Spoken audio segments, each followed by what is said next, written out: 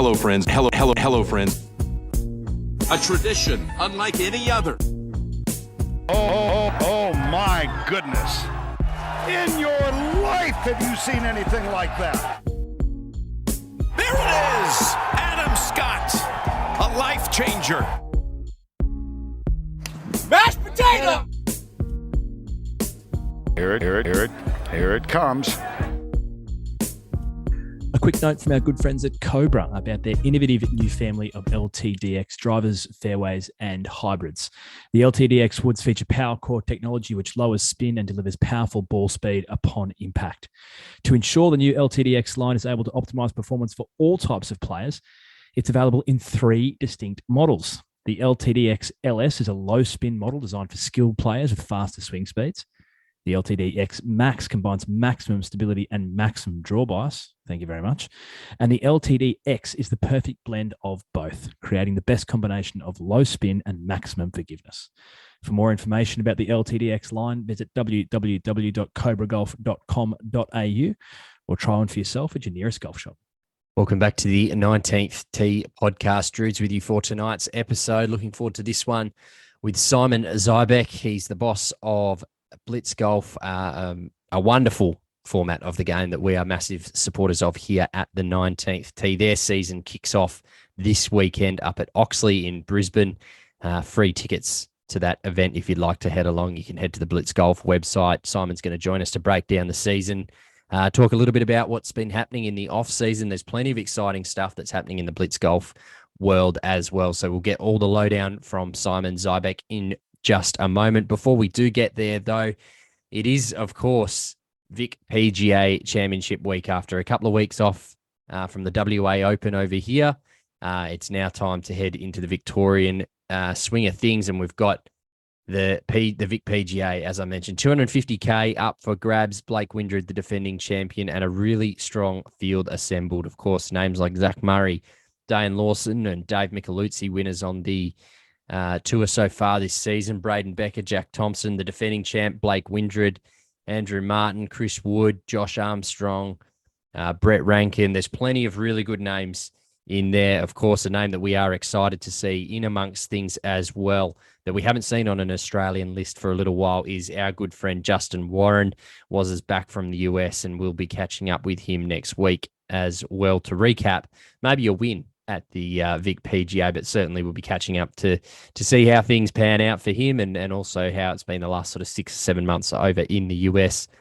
Some really exciting names, as I said, going to be heading out to Moona Links, the Open and the Legends course for the Vic PGA. If you want to get along, make sure you do so. It'll be a wonderful week of golf in Victoria. It's exciting to have it back. Very tough to try and pick a winner out of the names. There are so many good names on the list this year. Marshy obviously not with us tonight, and I haven't got his winner. So I'm going to refrain from giving a tip and just kind of sit on the fence. But plenty of really strong names in that field as well.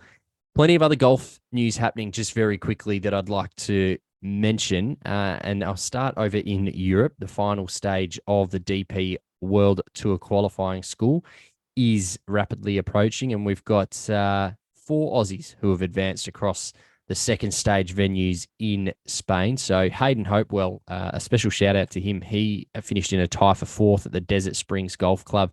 Jared Felton, Kyle Michelle, and Jordan Zunic, some good friends of the show there, have kept their chances of a card alive for 2023 at the DP World Tour. Of course, they're going to join Dimmy Papadatos, Aaron Pike, and Louis Dobler, 3 good friends of the show who received direct entry to the final stage by virtue of their finish on the Tour of Australasia last year. So very exciting for those 7 Australians that will be in the Q School final in, I think it's in a couple of weeks, which will be exciting to see. Of course, we did have golf played over the weekend, the Australian PGA Senior Championship, which was won by Richard Green at 11 under. He birdied the last hole to beat Andre Stoltz by 1 stroke. He stumbled throughout that final round as well. It was only a 3-round tournament at the Richmond Golf Club, but Richard Green managed to hold on for a 1-shot victory, rounds of 67 and and two 66s. Of course, there was the PGA Tour golf happening as well, which was the Mayakoba. Not traditionally one of the most interesting tournaments, but it does have the most interesting trophy that I love looking at, the chameleon, the multicolored chameleon, which is one to look at down in Mexico. Russell Henley was the winner at 23 under par, two rounds of 63 to open things up, and a round of 65 in the third round, and 70 on Sunday to finish four strokes ahead of Punter Harmon in outright second. Scotty Scheffler absolutely flew home today with a round of 62, if you don't mind. Absolutely phenomenal. Bogey free, had an eagle on the par 4 third hole as well, just to add a little bit of extra cream on that one. He finished in a tie for third alongside Joel Damon, Troy Merritt, Seamus Power, who's in a good bit of form, and Will Gordon. Victor Hovland, another big name to finish inside the top 10 with 4 rounds in the 60s. He was one of only a couple of players to do that. Jason Day continues his good little run of form. He finished in T21 with a 66 today as well. So he shot up 14 places to finish T21 alongside a handful of players. Just scrolling through the other names. New Zealander Danny Lee made the cut and finished in T64. Aussie Aaron Badley missed the cut. And I think that might have... Harrison Endicott, our good friend Harrison Endicott, also missed the cut, unfortunately, as well. But Jason Day, good to see, in a nice little run of form as well. He's been MIA for quite some time. It's interesting actually looking at his stats. He's 6th on the tour for strokes gained approach the green at plus 1.25, but around the green and the putting is letting him down at the moment. But overall, tee to green, he's sitting 18th. He's had some nice finishes so far this season. The Shriners finished T8, T11 at the CJ Cup, and T21 at the Mayakoba. So good to see Jason Day starting to play some good golf after being in the wilderness for a little bit. So good to see another Aussie kicking some goals. That's going to be my very short intro. As I mentioned, we do have Simon Zybek from Blitz Golf joining us. If you want to get involved in the show, absolutely feel free to do so. Drop us a line on the Instagrams, the 19th Tee podcast, or on Facebook as well. If you want to buy some merchandise, you can definitely do so. The link to do that is in our bio. But without any further ado, let's get to Simon Zybek. I'm very pleased to be joined by the boss, the CEO, I don't know, whatever titles I want to give him, because he can't tell me otherwise. Simon Zybek from Blitz Golf joins me once again, mate. Great to have your company again on the show. Very proud to be supporting Blitz Golf again this year and giving you guys some promotion and love, because we absolutely love the product. So welcome back to the 19th Tee, mate. Appreciate you having me back. It's been a little while since we've spoken. There's obviously been quite a lot that's happened in your space. You and I keep in regular contact, which is nice, and it's often not really anything to. We're not really talking shop. We're just talking golf most of the time. But you've been a busy man over the past sort of 4 or 5 months since we last spoke. Yeah, look, absolutely. I mean, obviously life in general keeps you very busy and the like, but the Blitz Golf side as well has been it's been quite an exciting year as we explored on all fronts. So just got back from the States, which was a bit of a whirlwind trip, 12 days over there, which is mostly pleasure, but also a bit of business. And to take the wife over there for our belated 20-year anniversary, which is obviously COVID affected for 2 years, which was nice to show her the big city. But the Vegas part of the trip was a bit of a scoping mission and seeing what sort of could lie there for us, and scoped a few clubs and got a few contacts and investors lined up. So it was a really promising trip for us, and there's some exciting stuff in the pipeline, I think, there with what we're trying to build around our international series, and Vegas being one of 4 events that we're trying to get off the ground in the next sort of 12 or so months. As well as continue to grow the sort of national series here in Australia, which who knows, maybe that can lead into and become a leg in the international series, or create a pathway for players that win the domestic comp to participate in the international series. So there's a lot of things that we're trying to just throw around at the moment, and some exciting stuff in the pipeline. As you mentioned, that trip to the US as we've been speaking about, it's been postponed, due to COVID and whatever. But it must have been good to get over there, I guess. From the pleasure side of things, it's always nice to have a holiday. Yeah. But from the business side, you've been talking to me about this for a little while now, and obviously the opportunities. I guess what are sort of the differences that you can kind of see in terms of the American market as opposed to the Aussie market? Because I've not played golf in America, and I guess my sort of foray into golf happened after my time over there. So I guess the golfing culture in America is not really ingrained into me. So can you maybe just give us a bit of an understanding of how those differences might look? It's just completely on another scale. Like really, when you talk, I mean, obviously you've seen it with the sort of crowds that come out to events. I mean, we get that with some of our bigger events here, but that's every event over there, and just the population and the amount of people that play golf and the amount of businesses that want to support golf and do support golf, and the way they fill events up at all levels, it's crazy. And talking to people, it's fascinating because a number of people I didn't think would have even heard about Blitz Golf have. So news has spread, and our marketing is working really well, which is fantastic. And just the positivity around what it can look like over there with sort of such a unique product, which is built for TV, which is where the excitement comes, because that sort of market, when you look at primetime TV and live attendances, it's every day of the week. And that's such a big part of their culture for the numbers they get out to things on Mondays and Tuesday nights and Wednesdays. It's just unheard of in Australia.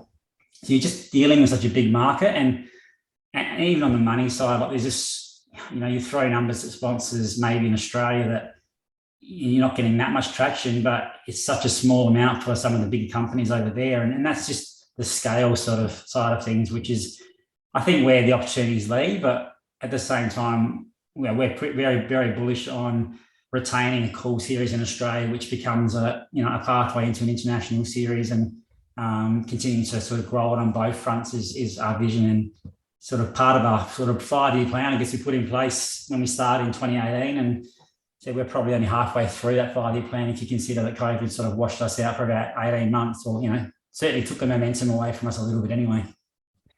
The TV sort of broadcast piece and the fact that your product and tournament and product to use an oversaturated term in the golfing world at the moment is done in that 3-hour time slot, right? It really is the Big Bash equivalent of golf. You get a result in 3 hours and you're in and out, and it's got the entertainment aspect of it. I mean, it would have been very easy for you to pivot away from the structure that you had put in place in terms of how the actual day flows, but you've stuck to your guns. And I guess that ability to go to a broadcaster, which you've been able to do, is so important in terms of, I guess, the commercial viability of what you're putting forward. And it gives you such a massive different point of difference compared to, I guess, our regular tour here in Australia. One-off events, even like Cathedral, as we were talking about last week, your event is done in 3 hours. Yeah, absolutely. And we were big on that. Like, it's obviously a lot of innovation in golf right now, and there's a lot of, 1, 2, 3 sort of day formats floating around, and that's all great for golf and gets people talking about sort of golf can look in a number of different ways. And our sort of vision from the start was also to be able to coexist with any tour and not have to, we want to, obviously we're our own independent body, but we want to be able to sort of slot in amongst other tour events. And I mean, it's inevitable as you grow, you're going to have clashes with events, and players will, no doubt pick and choose where they want to play and generally follow the money and the status, and we get that. But hence why we've built a product which is really geared around smaller fields, making sure everyone gets paid, and the entertainment angle where you don't rely purely on tour pros. You've got men playing, you've got women playing, you've got elite amateurs, you've got celebrities playing, all against each other for the money. And this year we've got more celebrities playing in the fields as well. And I think this is just that entertainment angle. We're run and done in 3 hours, which is so unique, which lines up with TV sport all around the world, basketball, 2020 cricket, all major sports pretty much that have a massive TV presence and following are pretty much run and done in that 3.5 hour window. So I think that's just where the excitement comes. And obviously, as we get some sponsors on board and some we'll get some bigger purses and we'll attract some bigger names. That's just all happens with time. But for the moments, we're more than happy just to be able to grow it steadily and accept that we'll get the best fields we possibly can, working around the tours as best we can as well. And not just, obviously we don't want to have clashes with events. We've got one this weekend for our first event, and that was unavoidable, which we tried our best to try and not have any clashes this year, but, growing to 6 events from 2 and wanting to work in that summer space, it was going to be pretty difficult to not have any clashes, I would have thought. So, well, you've done pretty well with it, really, when you consider that you have grown threefold. I mean, as you mentioned there, kicks off this weekend, Oxley up in Brisbane, Sunday, 3 p.m, which will be very exciting. And then I'll run through the schedule here quickly. December 9th at the Eastern down in Victoria. December 11 being a Sunday at Howlong, which was very popular last year from all reports. December 16 at Wollongong. December 18 here at the WA Golf Club.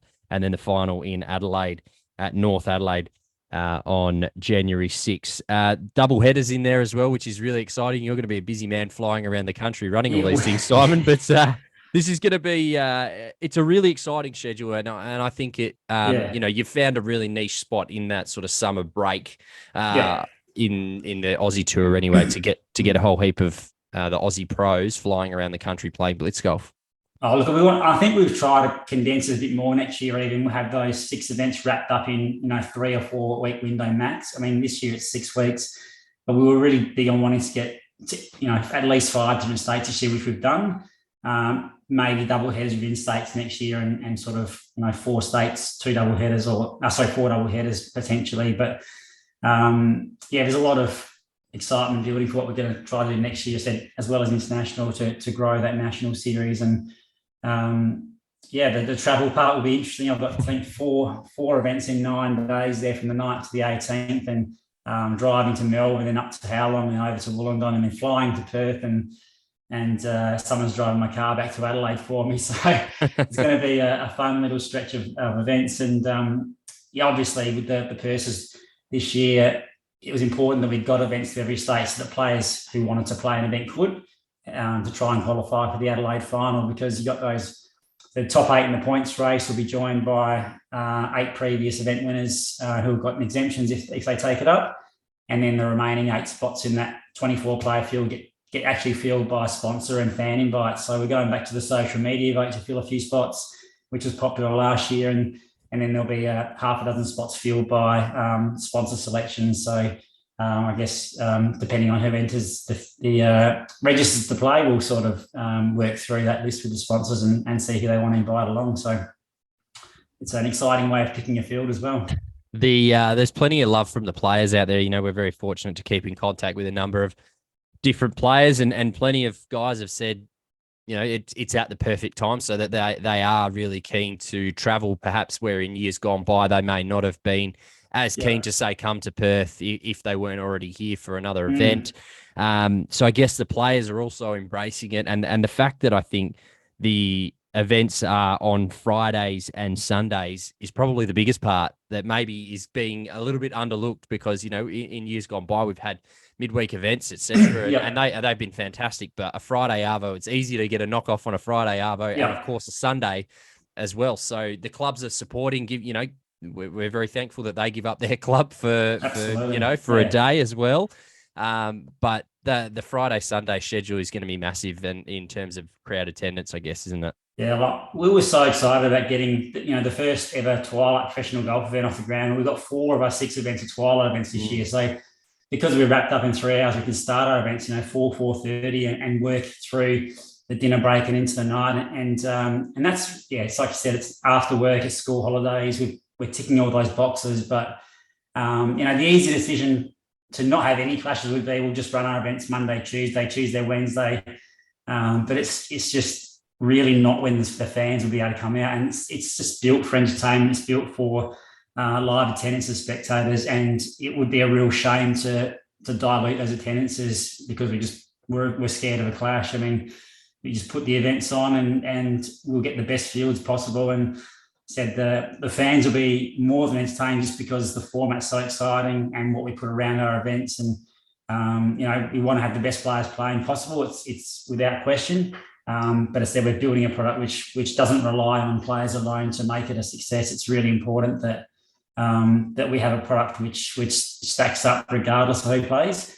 But I absolutely appreciate all the players that have played to date. They've been tremendous, and we've had just overwhelming support from them, and turning out to play our events and positive feedback. And we keep listening to them. It's the tweaks every year about what we can do to improve it, and it's really important to get their buy-in, but also listen to what they've got to say, because they're the ones playing it. And I guess you don't have an event without the players, so you've got to make sure they're happy and you're listening to their feedback as well, which we're doing. So I guess we're very lucky that we have I would say that we've got a very progressive audience who listens to our podcast. So we might be talking to the converted here already, but in terms of the stuff away from the course, obviously, it's very fast paced action. The play is a lot quicker. It's, players aren't taking as long over their shots. It is a lot quicker. But there's also a heap happening away from the course in terms of, I'm just reflecting on the Perth event that we had here. I think I can't even remember when it was. It might've been December last year even, but when we had DJs and the bar was set up and it was obviously a great venue at the WA Open. So the entertainment side of the event is equally as important as the golf, and in some cases maybe even more important than the golf that happens out on the course. So I guess you've really invested heavily in that entertainment side of things for the fan to come along and experience a very different type of golf event that they may have experienced in the past. Yeah, definitely. And look, that'll continue to grow. I mean, this year every event's that live music element's crucial to it. The stadium holes in play all day. The players are rolling through there. So we've built our central fan zone village around that stadium hole, all the bars, the food trucks, and said there's lots of all-day competitions and fan interactions that we do. We get them involved with the players for chip-offs, and Blitzy, the mascot, was there last year for the first time, and he'll be at a few events again this year, and he was a hit with the kids and even some of the players. So got a few things lined up there again this year. Blitzy wants his revenge for being beaten by the pros last year at the final, and got something cool lined up there for a few of the events around that. And just bringing fans to the stadium hole to be able to compete with chip-offs with players in between the rounds, and just to keep everyone fully immersed with the product. That's really important for us. So, really excited to see what we can show this year. Obviously, all roads lead to Adelaide, and that is the biggest event on the Blitz calendar. But out of the other 5, is there one that you're particularly really looking forward to? This might be like asking you to pick your favorite child, Simon. But is there one that you're particularly looking forward to? Because they're all, I guess, so unique in terms of what they offer individually. They are. They're all different sort of reads. I think there's some genuine excitement around what we're building in Wollongong. I think the Wollongong event shaping is a really big one for us. Big community we can draw on from the Sydney community as well. And we actually had an opportunity to put a Sydney event on this year, which we declined because we really wanted to make sure that the Wollongong event got all the attention in that New South Wales coast. So to do the right thing by them. And I think just to get maximum attendances, that shaping is a really big one.